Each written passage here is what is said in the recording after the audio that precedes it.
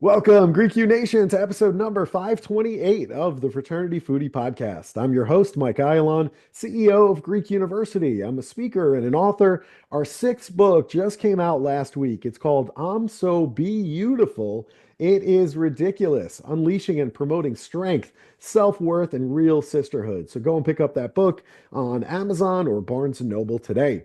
We call these episodes the Fraternity Foodie Podcast because there is nothing like great food to bring fraternity and sorority leaders together. Fun fact, I love going to all the conferences for fraternity and sorority leaders, as well as conferences that are designed for the fraternity and sorority advisors. And I did just that. I attended AFA in Indianapolis recently, and I met a young man with a passion for DEI that I thought would make a wonderful guest on our show. That's how we get so many guests. People are wondering, where do you get all these people? I just bump into incredible people during my speaking travels, and then I bring them onto the podcast. It's that easy. And I can't wait for you to meet him. Artem Arefyev is the current director of member services for the executive office of Sigma Lambda Beta International Fraternity Incorporated, and he's also the conference manager for the Harbor Institute. Artem graduated with a bachelor's degree from the University of South Carolina, and he also got his master's in higher education administration from the University of South Carolina as well. Welcome to the show, Artem. Thank you for having me. Excited to have this conversation. It's going to be a Yeah, lot of fun, Artem, I promise you. And, I want to talk about the University of South Carolina because that is an outstanding institution and it is absolutely beautiful. And you decided that's where you were going to go for all of this education. I'm wondering, why did you decide on the University of South Carolina? sure. I think it really comes back to what the heck I'm doing in South Carolina in the first place. Really, for context, I was born in St. Petersburg, Russia. My parents and I moved over to the United States when I was 5 years old in 2000, and really, the University of South Carolina has almost had a kind of familial connection to my life. That was the university that my dad initially got a work visa to.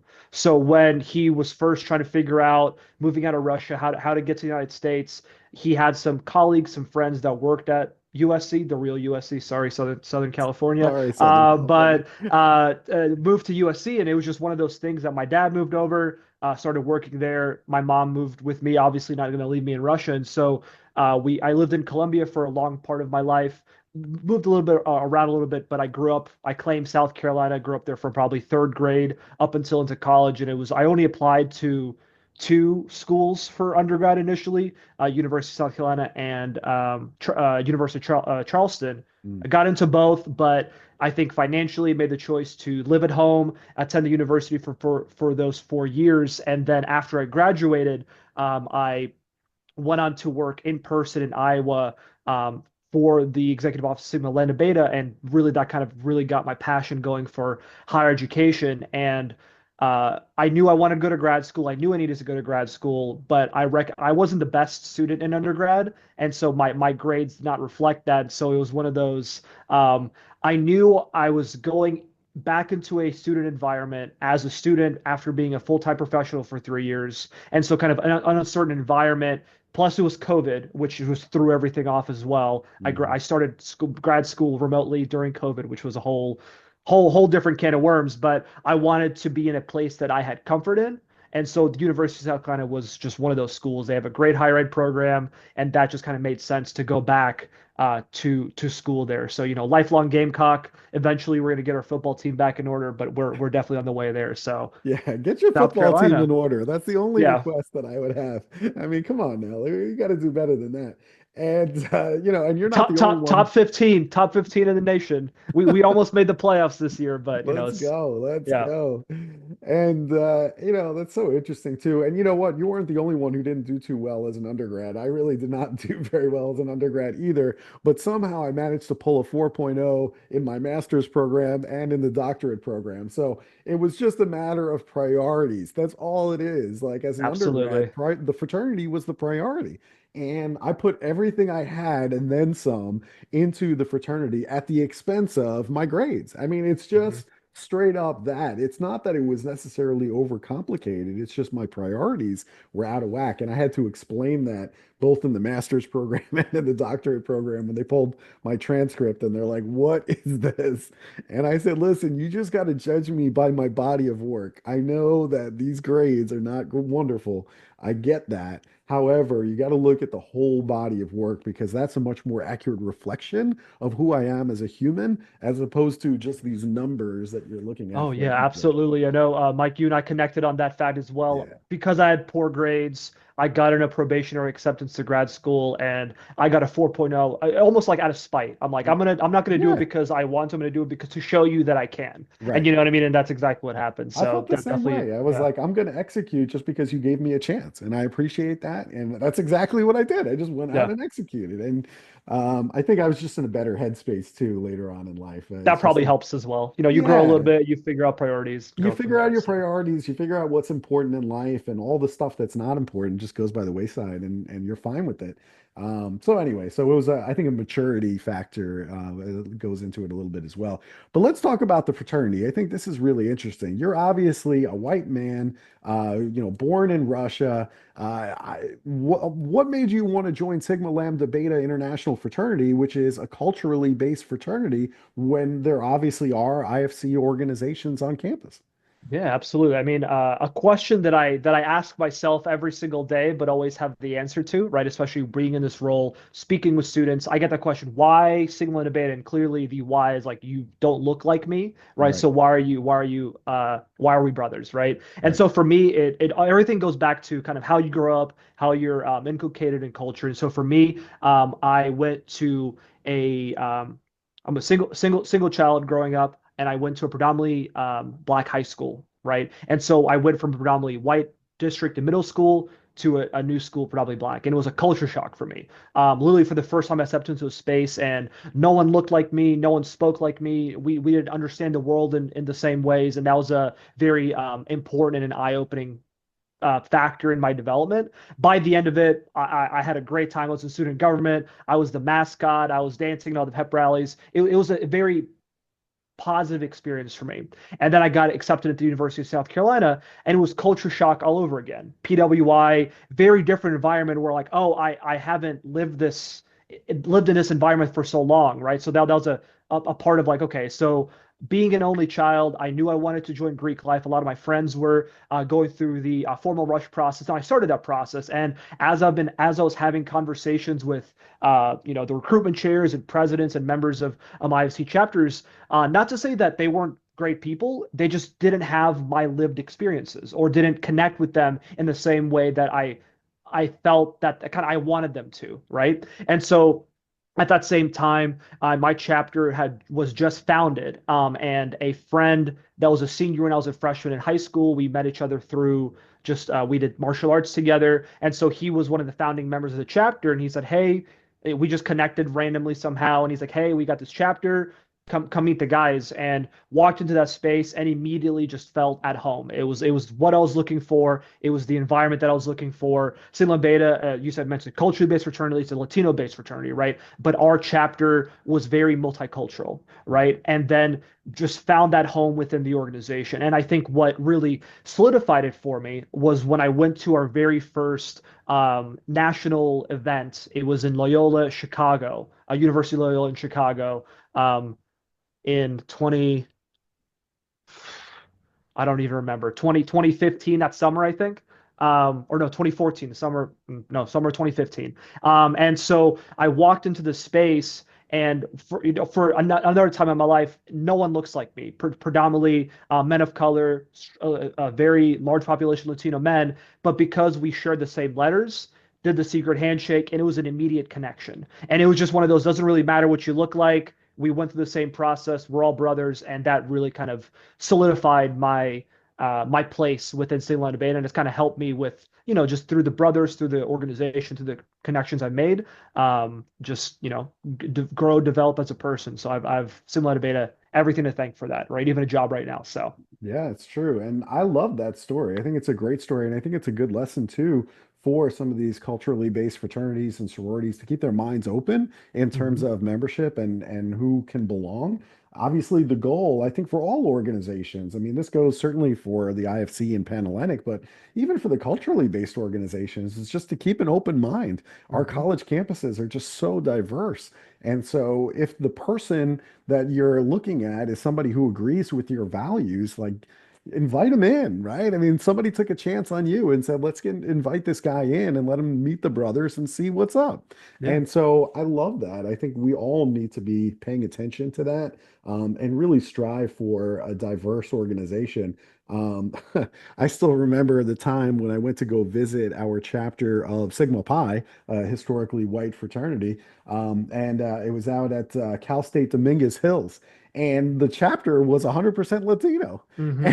And so I came to visit them. I came to their chapter meeting and I looked around and very quickly understood that this is a chapter that's 100% Latino.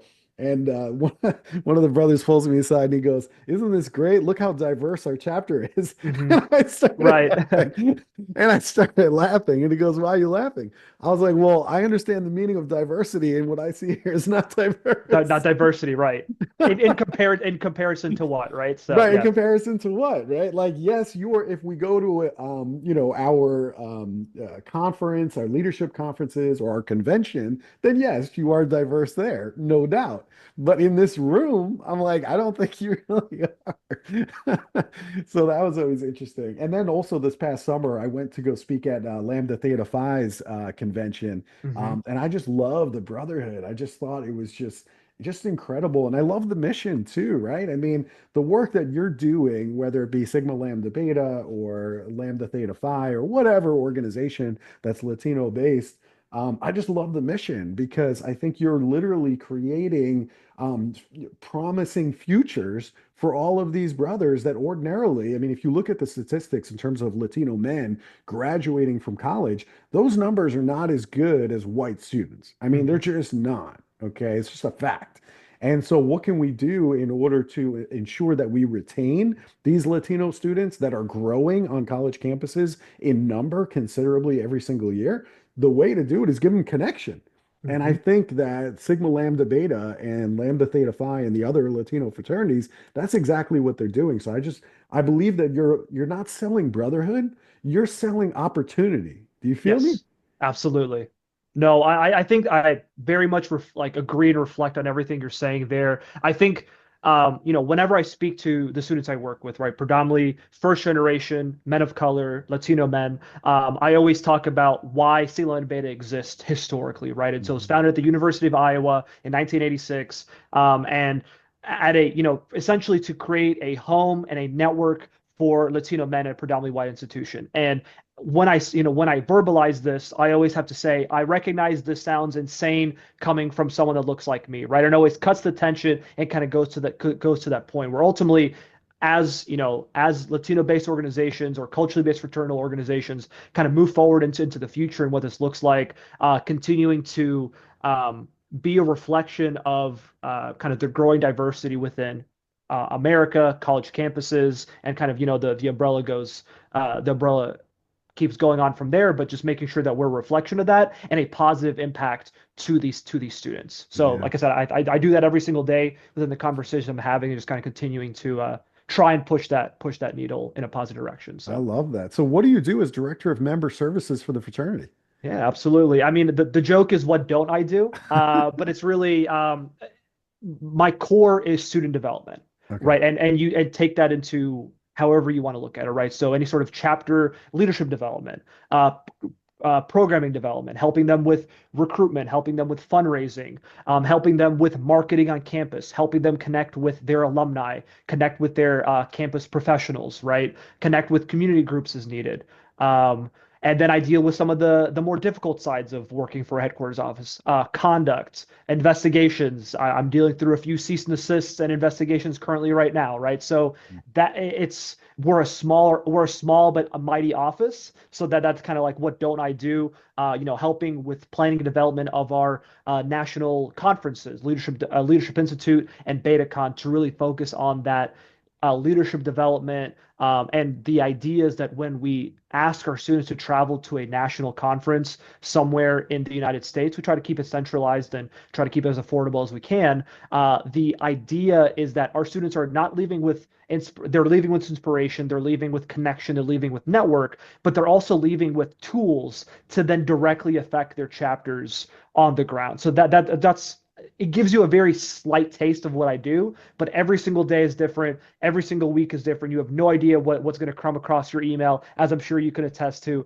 being executive director, right? It's always a new day, and it's more so what's the issue of the week, right? And I say that very lovingly, and is that this is the work that I do, and I don't see issue as necessarily a bad thing, just a reality of my position. So Yeah, I agree with you completely. I mean, yeah, some days you're a firefighter, some days yeah. you're an educator. It Hmm. really depends on the day.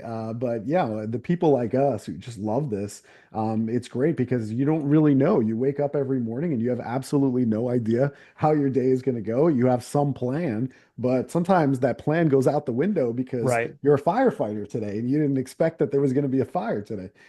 So. So yeah, but we love it, and that's so interesting. But I'm sure you're getting a great experience because you do get to wear a lot of hats, and Yes. for guys like us, that's kind of really exciting. I know that's weird to say, but I think it's the double-edged sword of not knowing what the day is going to hold, right. right? Where it's exciting, it's a new opportunity, but also it's like sometimes you just want a little structure. Sometimes you just want to have a chill day. You know what I mean? And you never know what's going to happen. You So never know. You never yeah, know. Well, let's talk about conflict. I think you're the right yeah, person to ask about this because there's so much conflict going on college campuses today. We can talk about politics, Republicans and Democrats at it, or we can talk about the war in the Middle East, and we're talking about Israelis and Palestinians on college campuses and the various conflict that exists between them as students. So why do you believe that college students should not be trying to avoid conflict? yeah, absolutely. So I think I'm gonna go 30,000 foot perspective and take it down to the ground for college students. So Mhm. conflict, fortunately, unfortunately, is a part of life. It's part of the environment that we live in. It's part of, as you mentioned, our politics. It's part of not only locally but nationally, internationally, right? The Middle East, right? The war in the Ukraine, right? Mhm. The issues with Republicans and Democrats, right? Independence. You throw all these different left, right. It's all conflict, right? And I think it's my perspective, and I think a perspective that many people should have, is that conflict should not be inherently bad. Conflict is just inherently is. It's just a reality that we have to navigate. The metaphor I use, and maybe a silly metaphor, is I think conflict is a spice of life, and the best way to describe conflict is like a spicy buffalo wing. Mike, are you a fan of wings by chance? I know this is Listen, I went to school at the I know. University of Buffalo, so you better Oh, believe so I like buffalo wings. so I will make this local and intentional just for you coming out of school in Buffalo. So Yeah, a buffalo wing, yeah. right? It's spicy, it's crunchy, it's if it's made right, it hits you right where it needs to, right? That little bit of spice, that little bit of conflict makes things exciting. It gives you a different taste, different perspective, right? And we like that. We like that little bit of spice. It kind of warms us up, wakes us up. Mhm. Sometimes if you've had like a super crazy inferno ultra hot wing, it's too much spice. Makes you sweat, makes you cry, makes you uncomfortable. Eat too much, you're gonna throw up, right? And that use that as a metaphor for conflict in life, right? If Yeah. it's too much, it's gonna make you uncomfortable. And sometimes you need a little bit of blue cheese, right, coming out of Buffalo to kind of to mild things up, right? And that blue cheese is more so connections and friends and mentors to help guide through that conflict, right? Really, conflict is navigating conflict is a skill set and a tool that the sooner you're able to develop it and lean into it, the better of a professional, of a student, of a person you're going to be. Conflict could be just disagreements, and it's disagreement on feeling or emotions or opinions or even facts, right? We're disagreeing on the facts, right? Your facts, my facts, it's all facts, but there's conflict there. And so being able to lean into it and navigate it is something that will only make you a better professional. You're not going to like everyone you work with. You're not going to like everyone you meet. You're not going to agree with everyone you meet, right? And that's okay. That's just part of life. Conflict is part of life. So that if you're able to know how to navigate that and come to we can agree to disagree, or right, or find a compromise. And compromise, a good compromise, no one is happy with, right? If you're able to understand and navigate that space, it ultimately just makes you like a better person, right? So kind of taking it down to why it's important at college campuses and to our college students is that ultimately I think college, amongst many things, is an environment to prepare our young people to navigate life in a better, more positive way, more educated way. And if they're able to understand that conflict is just an everyday reality and knowing how to navigate it, it ultimately just makes them better people and more prepared for quote unquote the real world after graduation. See, that's the beauty of fraternity and sorority is that there are going to be conflicts that arise, but we can debate these issues as brothers, as sisters, and then ultimately come to some common understanding, and then we move forward together after. And that's the beauty of it. I mean, the culturally based fraternities and sororities, many of them started because, let's be honest, they didn't get access to the traditional white fraternities and sororities that existed at the time. So they just created their own for brotherhood and sisterhood.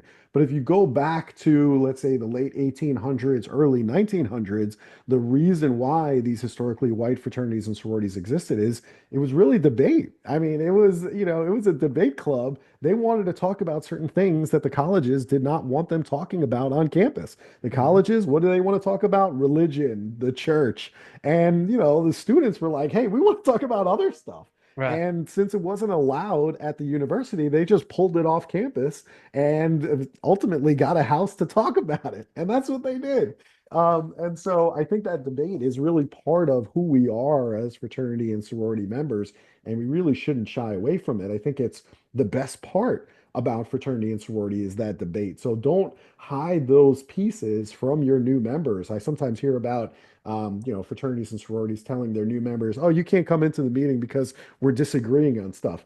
That's the best part of fraternity. It's Like, that why would spicy you? wing. It's that tasty It's the buffalo spicy wing. wing, Yeah. right? Why would you want to hide the best parts about fraternity and give them Hmm. fraternity light and tell them they're not going to be in the meetings? Are you kidding me? Yeah. That's the best part of our organizations. Don't hide that. Hmm. So anyway, but like give us an example, right? Let's assume you and I are in the Sigma Lambda Beta chapter together Hmm. and there's some conflict. How in the world are we going to handle this within a chapter? Give us an Yeah. example. So I think before you handle conflict, Mhm. you need to be prepared as a person, as a student, what have you, is to you got to know yourself.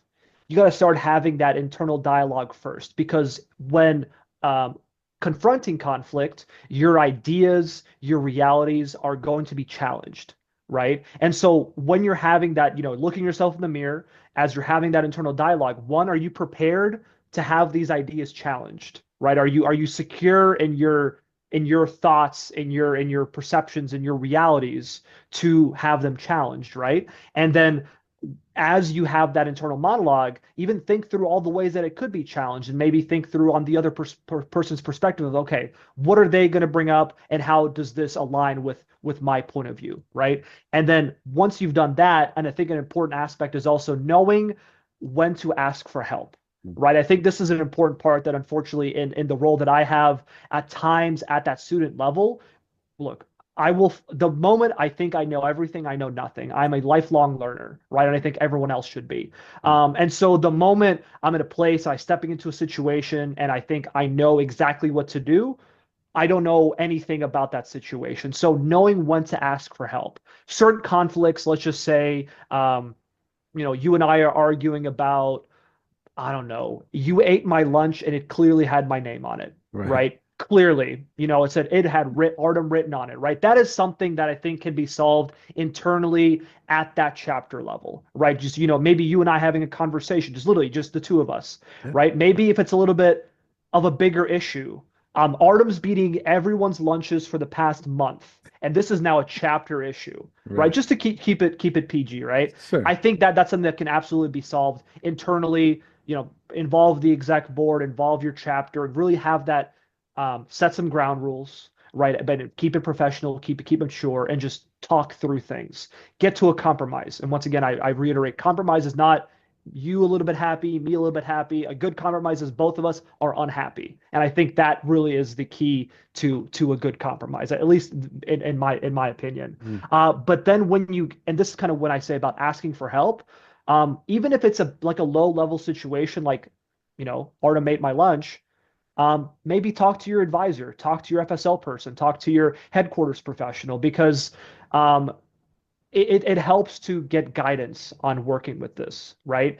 And then if you're able to establish that relationship, when you're dealing with something a little bit more serious, like maybe hazing or like some sort of a drug or alcohol use or sexual misconduct or some of the heavy pieces, mental health, some of the heavy pieces that Greek life deals with and has to work through some of these conflicts, you have the relationship and the rapport with an advisor to say, hey, we're dealing with this kind of heavier thing. What should we do? Right? Because a lot of times dealing with it internally is sometimes the worst thing you can do given the scope of the conflict, right? So it's really knowing yourself, being prepared to have that conversation, but knowing when to ask for help. And my argument is ask for help every single time. Right before you have a difficult conversation, before you address conflict, have your person, what your mentor, your friend, your parent, right, whatever it may be, just saying, "Hey, I'm going into this. Just I want to kind of like, can I just uh, kind of just get your thoughts on this?" Mhm. And if you're able to establish that, if you're able to get into that practice, all this comes with practice, right? It's conflict resolution, working through it. I work through it every single day, right? And just making sure that you've got someone to work with and help. And I think that's really kind of how do you handle it? Because there's no perfect reason, there's no formula. It's based on the situation. Mhm. But if you're able to kind of really focus on those two things, I think you should be okay. Yeah. Let's step into DEI because I think this is going to be really interesting for our listeners. And there's something out there called implicit bias, and it's something that everybody has. I have implicit bias, okay? There's no doubt in my mind. So, what is implicit bias? How does that come to play on a college campus? Yeah, absolutely. So before I want to cite my sources before I go into this, right? Because this is not the ideas and the connections that I'm making are based off of a PBS video called implicit bias, peanut butter jelly, and racism, right? So hell Mhm. of a title. Yeah. And so really, when you think of implicit bias, I think the best way to really describe it is it's thoughts that happen in our brain a lot of times without us knowing it. It's when we're observing the world as we do, we're perceiving it through our eyes, and then we're making connections in our brains, oftentimes subconsciously, and many times we may not morally or ethically even agree with the connections that we're making. Right? That it's this isn't to say, also an important point is that implicit bias is not the same as racism. Mhm. Right? Racism, a very charged, very politically inclined word that it implicit bias is not always racism. It can be, but for the most part, it's not the same thing. And so we live in a culture, we live in a society. We're all, I grew up in America since I was 5 years old, right? I perceived media, news, movies, TV, social media, um, all of these ads, right? As you're going down the highway ads, like all of this defines how we navigate our world and the implicit biases that we have. So, Mike, I'm gonna put you on the spot here for a second, right? When you think of connections, right? That's a topic, and I say something along those of like peanut butter. What comes to mind? Jelly? Jelly, simple, right? That is a connection that your mind makes because we live in America. If I asked that question and we were in Russia, they don't eat peanut butter in Russia. Say, what are you talking about, right? But Right. because we live in America, peanut butter is associated with jelly. Yeah. PB&J, classic staple sandwich, right? Yeah. But when you go into kind of this same media um, society, the structure that we live in, and this is kind of where maybe I want to go into that DI part of the conversation. Our media has shown us that a lot of times when you think of black men, you may think of violent crime, Mm. right? And this is kind of when you start really diving deep into what implicit bias does and how it affects the way we navigate through our life.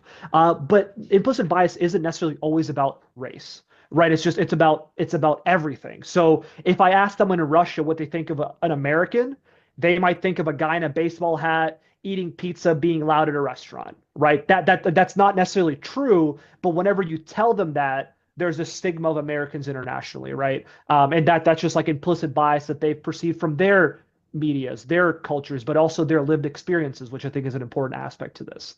Or when I say something like poor, right? Maybe the connection may be lazy, right? Because of, once again, how we live, how we navigate our society. And just because we have these connections doesn't mean they're true. A lot of times they're very uh, um, uh, uh, sorry, the word I'm looking for is problematic, right? They're problematic in connection, but they exist. And as you're listening to this, as you're thinking about it, well, I've seen this in other people, but I don't have it myself.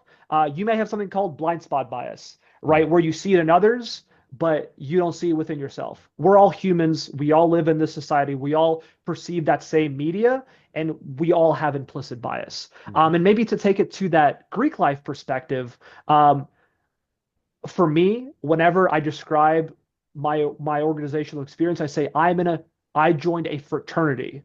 I stay away from the word frat, right? So if I was like, hey, look at that group of frat guys, what comes to mind, right? Probably just some dudes doing keg stands, drinking Right. beer, being Yeah. rowdy, right? It's an Sure. implicit bias because of probably movies like what Animal it's House. Animal House, like, and the list goes on, right? Yeah, Or sure. if you say like sorority girls, what comes to mind, right? It's everywhere, right? Um, or Greek life in general. If you're from the South in a huge SEC school, you may, and your family has a history of being a part of Greek life, you've got this familial, fun, amazing connection, implicit bias that you have with Greek life. Or if you're from another part of the country and all you see is at many times real news stories that fraternities and sororities deal with, you may have a very negative perception, Mhm. right? Mhm. And so that's really kind of and I think the key in all of this is that we're all a part of this. We all have these connections, but the key is to think about them and think about them critically, right? Is this an accurate connection? Is this because of something I perceive? And I think an easy test to this is that how does our media affect our point of view? Right now, as I'm sure our listeners are already doing, pull up your Instagram, start scrolling. Who do you see? Who don't you see? Right? Mhm. Who's represented? Whose voices aren't heard? Right? And how do you think that affects the way you navigate through the world, right? And this is for everyone, right? Mhm. Everyone's social media is different, but I don't know, just more so kind of ended on a rhetorical note there. But hopefully that gave you some insight in terms of DI, implicit bias, stuff like that. It does. I think that's really helpful. When I think about implicit bias, really it's not charged at all. It's just a fact of who we are as humans and how we're wired, right? So, like our ancestors, the cavemen, I mean, they had implicit bias, right? Yes. If a tiger started coming around the campfire and we're just sitting around as cavemen, immediately we've got implicit bias. Like this thing is going to eat us. We Hmm. implicitly know that we are in trouble Yeah. and we got to get out of here. That's implicit bias, right? So that's been going on since the beginning of time, and it's really done in order to protect us. I mean, that's really why that's in place. It's ultimately to protect us instinctively before we Yes. even figure out what the heck is going on. So along those same lines, how can college students speak about race and racism in a way that is just non-combative? Because it seems like every time we talk about race, or it just becomes something that's like explosive and charged. So I think a great question, but maybe a difficult answer. It's difficult to talk about race. It's divisive, it's scary, it brings up a lot of just uncomfortable feelings of it, right? Mhm. And for me, this is a conversation that I've been having for many, many years now, right? Just because of the environment that I grew around. Not everyone has the same lived experiences with me and has been blessed with the conversation I've had with friends, right? And Mhm. so but I think when two key important things when talking about race in a non-competitive way is making sure that you have the two keys are trust and authenticity, right? I'm not going to go up to a random person in the middle of the street or in the middle of my campus union just like, hey, let's talk about Black Lives Matter, right? It doesn't make sense in the environment. There's no trust. It's just a stranger, and it immediately puts us in a defensive, regardless of what we feel about it, Mhm. right? Mhm. So building that trust and having that connection is key to these conversations. Um, I'll give you a real life example from my life. This was years ago. I was in the car going on a from a road trip to some other campus, and it was my fraternity brothers. There was four of us in the car discussing at the time a instance of police brutality against a black man, and it was Hmm. just like we were talking about the news, we were reading the articles, just discussing it as we at this point we all know each other. We have a lot of trust. We have a lot of connection and friendship in that car. And myself, we had a man that's Arabic, another white guy, and a black man, right? All in the same car talking about this. And we get on this, we're talking about it all different aspects. And my fraternity brother, who's black, said something along the lines of like, "Hey, Artem, you know, you're a little racist sometimes." And that really shocked me. It hurt me. It just it felt like getting punched in the gut, right?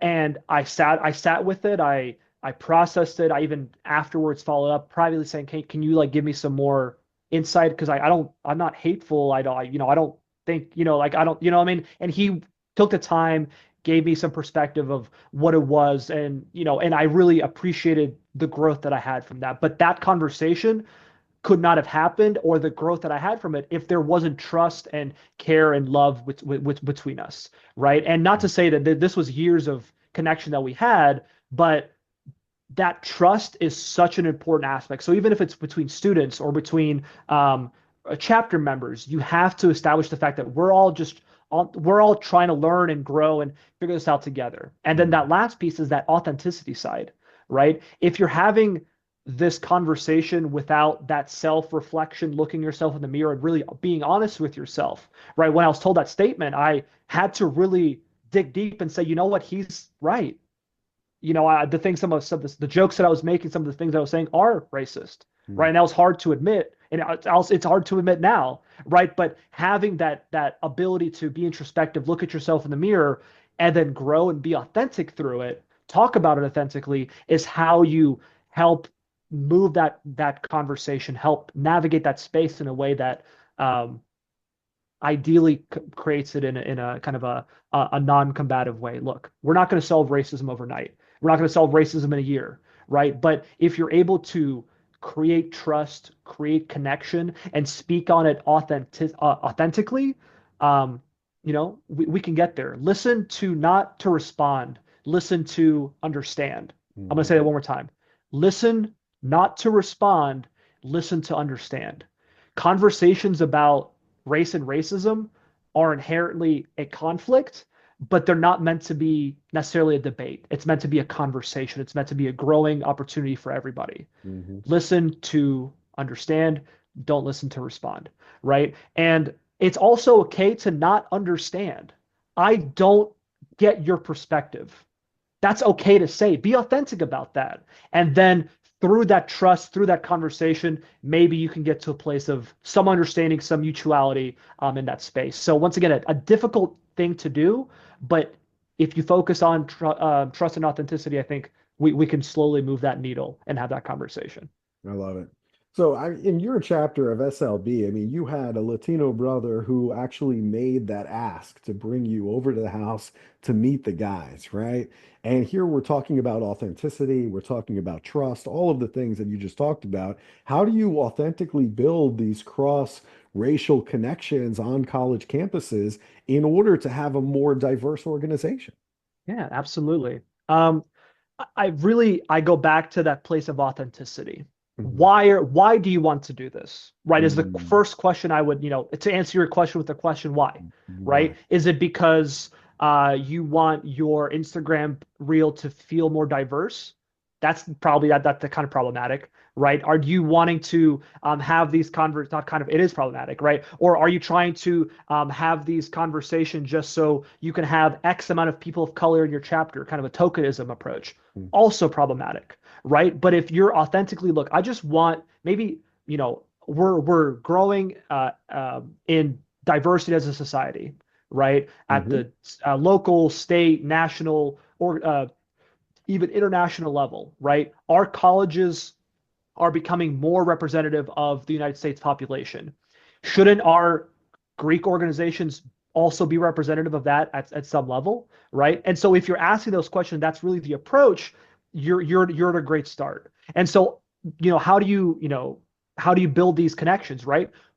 I think a very simple first step is working with organizations that don't look like you, that maybe don't historically represent the same things you represent, but coming together in some mutuality to work together on something, right? So an easy example is if you're a member of an IFC or NPC organization, why don't you work with your local NPHC or local CBFO organization to just have a social? When's the Mhm. last time you've had a social with a D9? When's the last time you had a social with an MGC organization, right? And see what happens, learn, right? Or it may be NPHC is having a big yard show or a step or stroll competition. Show up. Tickets are for everyone. Authentically show up because you want to learn, because you want to experience this culture that you have no idea about. I promise you, you will have a great time. And then walk out of it saying, oh my God, that was the coolest thing ever. As I've seen students do countless times, but there's this fear, this stigma, because you're going to be that one person walking into the space that maybe doesn't look like everyone else.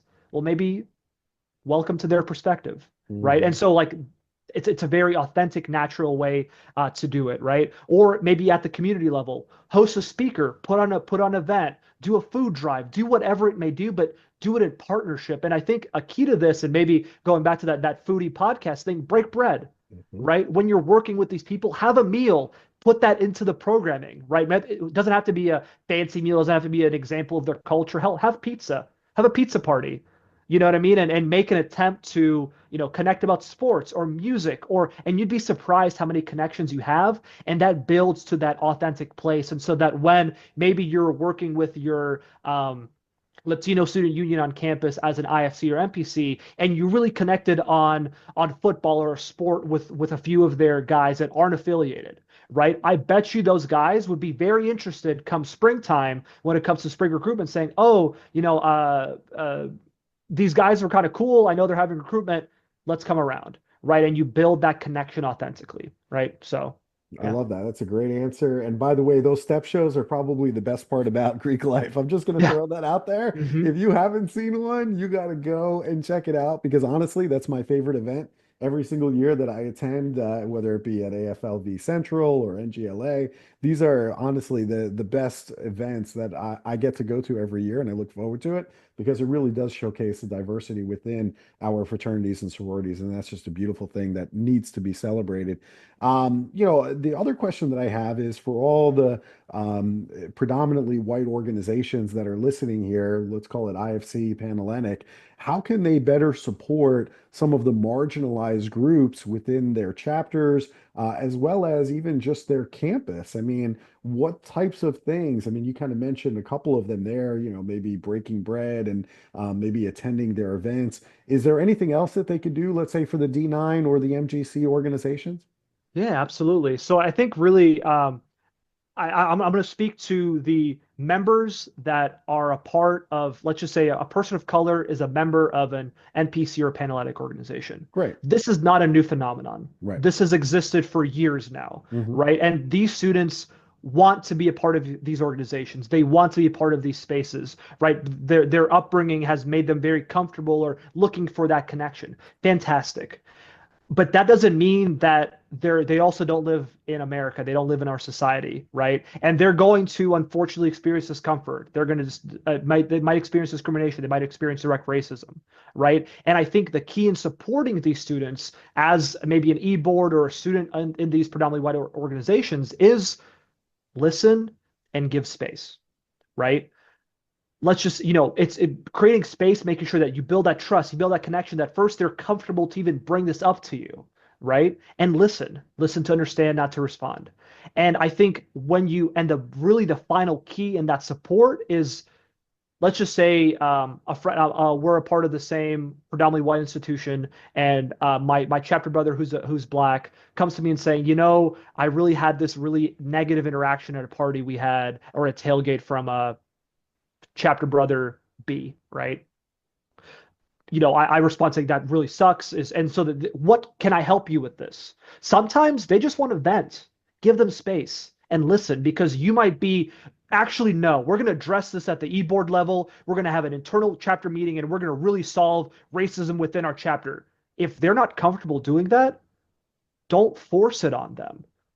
listen, create space, right? Do so authentically, and just support them in what they're looking to be supported at. Sometimes you just need someone to hear you. Sometimes you need someone to vent. And if sometimes you may need that chapter event, that Mhm. conflict that you have, probably talk to an advisor first before you have that conversation, ask for help. But I think it's really just listening and creating space is very important to supporting these students. Yeah. One of the new wrinkles that I see within Greek life is a lot of times we have like a diversity officer of some kind, whether it be on a council level or I've even seen it on a chapter level. So let's assume that this person gets elected to this new role, this chief diversity officer within the council or the chapter, and they want to make a positive change towards DEI, but they don't really know where to start. I mean, what advice would you give this person on where they begin? Yeah, absolutely. Well, I think the first part is that's a Yeah. tough job description, right? Yeah.